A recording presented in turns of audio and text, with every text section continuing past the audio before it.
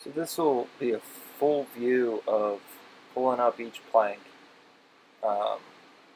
going over and hammering each nail out, labeling it, and then stacking it.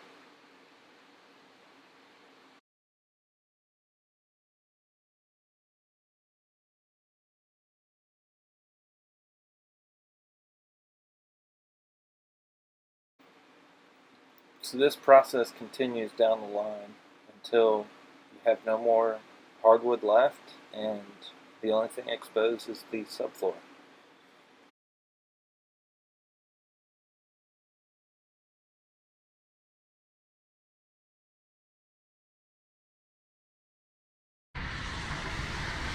So here I have 3 pieces of hardwood laid out for demonstration here.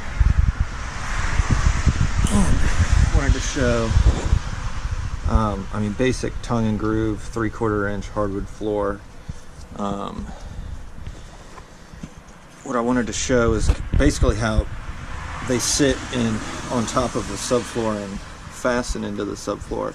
So these are nails still sticking out, and these are old square head nails, and so they go here at an angle. And what I'm doing in the video is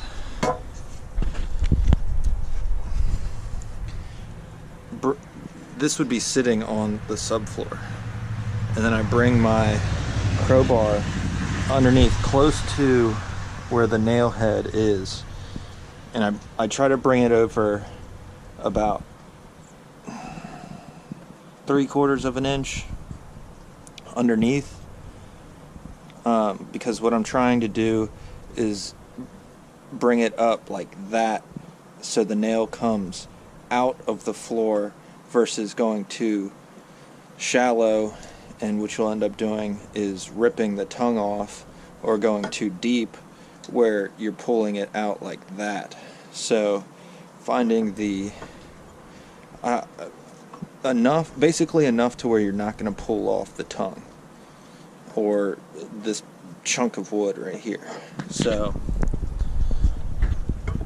I try to go about maybe a 3/4 to an inch. And one thing I noticed is it would often be that little nail pull groove would be hidden underneath, and so that was also an indicator that I was at the right position. But you want to bring it out for two reasons.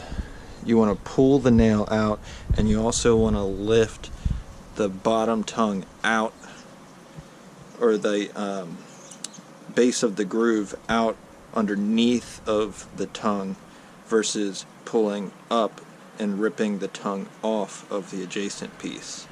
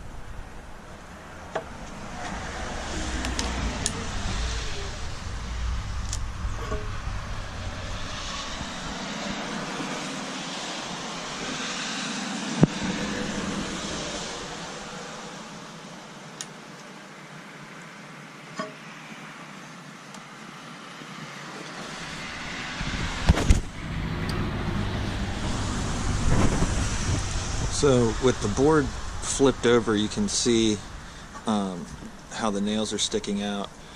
It's about every 2 feet or so. And what I would end up doing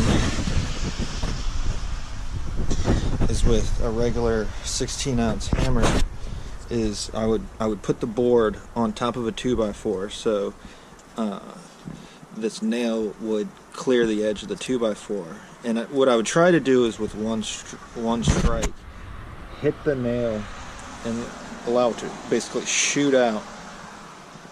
And so all you're left with is the hole there, which you wouldn't end up worrying about.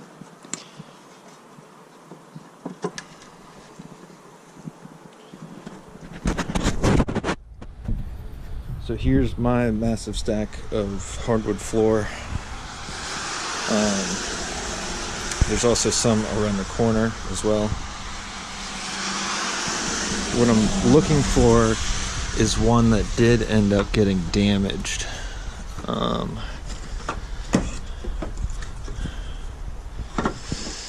Let's see. I'd like to get one.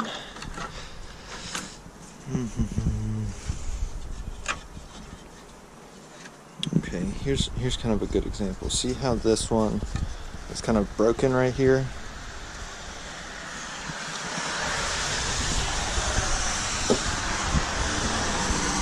It's broken right there. So let's say that piece was completely gone. So this is the bottom of the piece right here. This is the top. And remember, this is all going to get sanded down after it's installed, and a stain and coat. Finishing coat would be applied.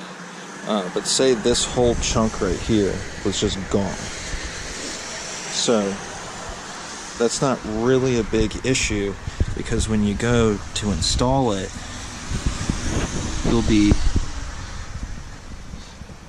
what you'll end up doing is getting the remainder of the tongue into the groove. But you can see here that if that piece was missing, you would still be able to butt it up against it. And what I've read is to put some sort of adhesive down here onto the subfloor to further assure that there won't be any problems. But you can see that this, once it's down, if that piece was missing, you wouldn't be able to tell at all after it's